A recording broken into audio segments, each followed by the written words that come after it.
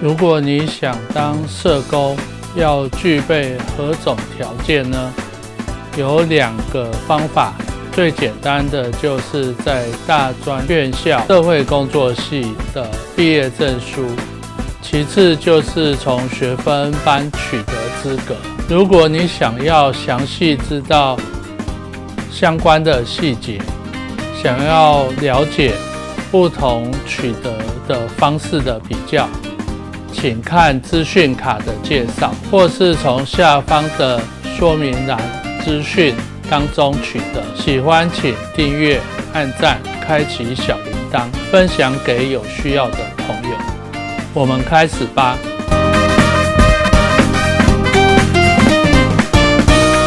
你知道全台有多少社工学分班吗？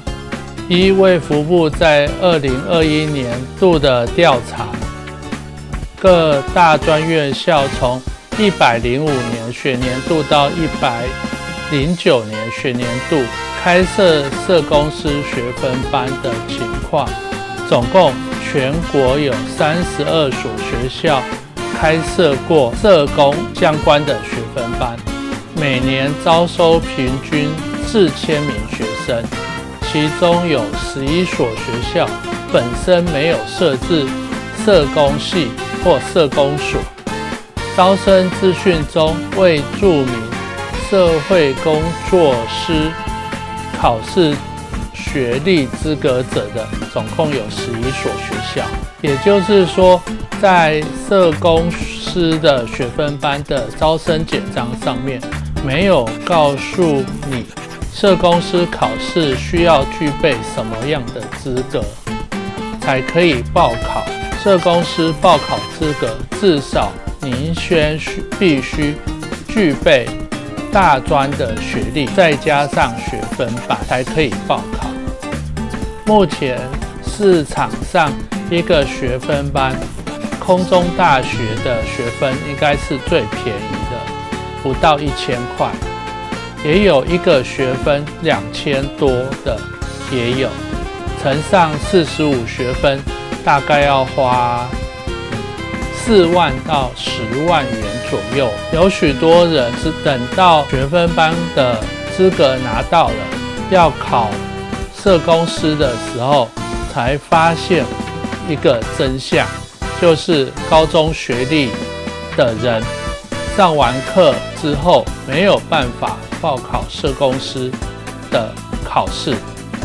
当然也不具备当社工员的资格。因为现在许多社会福利组织都以能考社工师的考试资格作为社工员聘用的统一标准。很抱歉，高中职毕业，即便你上完了学分班，也无法当社工员，也无法从事社工的工作。社会工作师法于1997年3月11日完成立法，经过了检核考试、社工师考试，直到2021年底，全国社会工作专业人员的人数，包含社工师及社工员，总共有17015人，其中公部门有7262人，私部门有9753人，领有执照职业的社工师大概有8779名，包含开业的社工师41名，直登社工师占约51.6%。另外，全国有14035人领有社工师证书，职业的比例大概是62.55%，也就是说，全国有60%多一点的社工师资格的人在职业。这些人有一些有社工师资格，但是没有在职业，其中是有些没有工作或不想做职业登记，因为要花钱，要缴费，要累积学分数。近10年，从2013年至今，社会工作师的考试分析，报考人数近年来从2017到2019年报考的人数未达6000人，但是2020到2021年每年报名的人数都超过7000人。依据考试院2021年的一份重要业务报告的内容指出，目前国内社工相关系所每年应届毕业生大约有3000人，其中约有1000人会报考当年暑假的第2次社工师考试。2020年第2次考试应届毕业生平均及格率大概是36.7%，非应届毕业生的及格率是19.83%。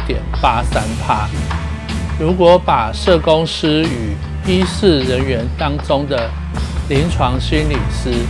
諮商心理师、护理师、物理治疗师、职能治疗师相比较及格率，近10年来，社会工作师相较于临床心理师、諮商心理师、护理师、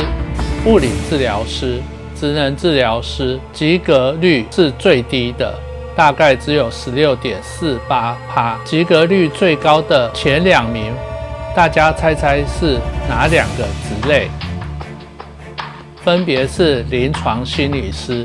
67.5%与諮商心理师53.5%。但是心理师要硕士毕业才可以报考，没有学分班。医事人员基本上都要大学本科系毕业才可以报考。也就是说，如果今天我考上了台大物理治疗所的硕士班，即便我今天毕业了，很抱歉，我也不能考物理治疗师的国考。如果下修学分呢，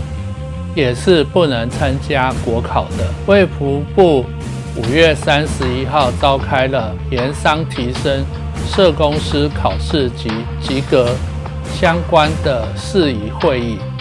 这个会议当中有2个重要的提案讨论，大家需要了解。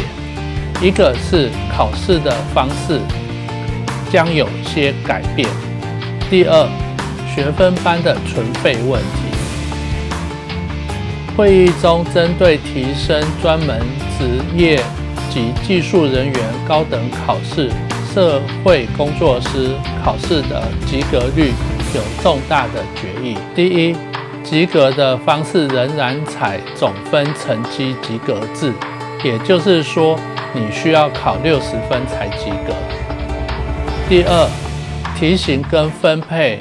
采申论跟测验混合出题，但是会议中建议调整2者的比例，增加客观评分的测验题，将减少测验题数，由40题减少至30题。考试的科目也有些减少哦，会减少国文跟社会工作管理。一般生只考5科的专业科目，部分免试考生只考3科。考试的内容会着重社会工作的基本知能，着重实务的知能。另外有相关社会工作师考试应考资格相关审查意见的部分，有关于社工师考试规则第5条，应考资格应符合公立依法立案之私立专科以上学校，或符合教育部采认规定之国外专科以上学校社会工作相关科系著作，学位学程毕业，曾经修习社会工作或社会福利实习或实地工作学分，并修毕5个领域15门学科，总计达到45学分以上课程。考量社工师考试规则由考选部主责权责，将与考试院厘清并兼顾现在已修习学分班课程之学生权益及偏乡离岛社工人力的需求，建议教育部针对于学分班的教学品质以及实习教育机构应进行监督管理，以维护学生受教的权益，考量偏乡离岛社工人员的人力需求，建议教育部促成社工系所学校办理多元培力教育方案。以上是卫福部的会议讨论。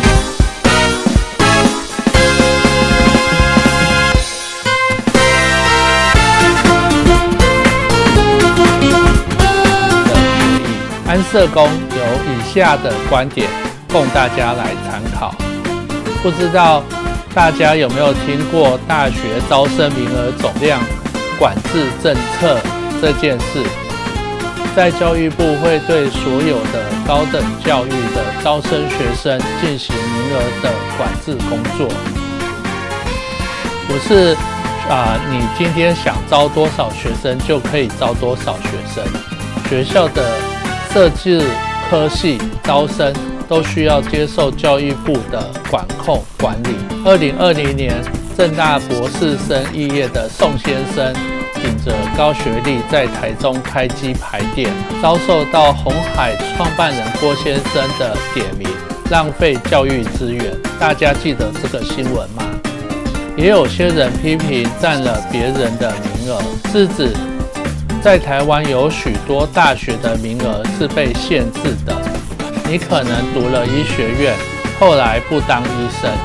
去做别的工作，就是占了一个想当医师的名额。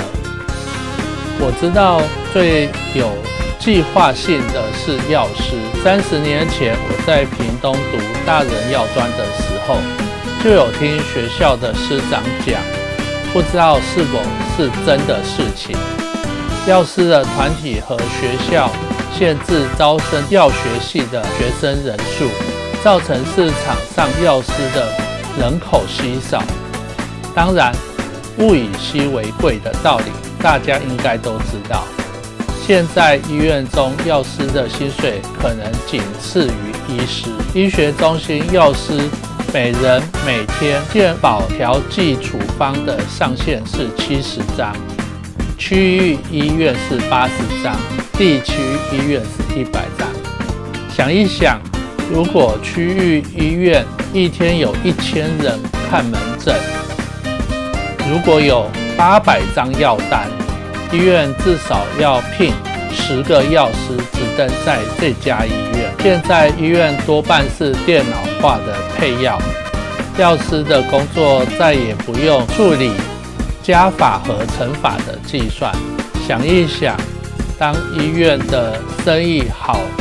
结果没有办法调剂处方药，造成医师看病是白做工，或许你会说，可以到外面药局领药啊，基本上是可以的。对药师的整体来看，一样是造福到所有的药师的生活，不是吗？我们回到正题，首先要提一件事情，社会工作的工作类型可以分为英式跟美式。英式可以用香港为代表，香港的注册社工薪水很高，但是相对重视学习的历程。我知道早年有些香港的朋友来台湾读社工，回去都还是要重新读书学习。台湾的一些要求低于香港的要求。如果是美国，对于华人社工在美国工作的接受度都相当的高，比较能够接受不同文化背景的人。如果要以技术移民、社工或护理，都是排在很前面的。只是在台湾要走哪一条路呢？我自己是美和科大2年制社会工作学系毕业的，是20学分落日的那一类。考社工师也考了10多年，终于考上。我从来没有因为我是美和毕业的，感到有什么不如人的地方。当然，我在伊甸基金会的那些年，伊甸基金会给我许多在社工专业上面的成长跟训练。直到如今，我在医疗领域工作，过去身心障碍的养成训练，仍然是我现今在身心障碍鉴定门诊中的强项，给予身心障碍朋友最佳的服务。当然，不可否认，有许多学分班的学生素质不是很好，因为没有其他的配套课程，同学间也是很生疏的，没有学长姐的指导与经验上的交流，真的是很可惜。45学分后，可能会有很多东西还是一知半解，实习机构又很难控制品质，这样恶性循环之下，社工主管不用某类的人员，这是没有办法的，是雇主选择权。我始终相信，自己不努力，谁也救不了你。实习生来实习的第一天，就会告知学生，不努力就是无法通过实习考核及格，因为我曾经当过实习生。至于考试的科目的部分，我想社会工作管理的老师会哭哭吧。不考社工管，是不是社工界的另外一个学术上的恶斗呢？曾经听说某一间优秀的学府社工系的毕业生不能考社工师，是因为学校没有社工管这门科目的师资，当然也没有办法开这门课。好家在当年我考上社工师，社工管考了76分，平均就有60分及格。目前建议减少国文与社工管2科，也有不少的与会人员建议要取消部分减免科目的部分要做删除，也就是说大家考的都一样，无论年资。不过这个部分目前还是没有共识。有此说法的人不是只有1-2位哦，要特别注意，大家要加油考上社工师。我是医务社工师安德鲁，下一次见。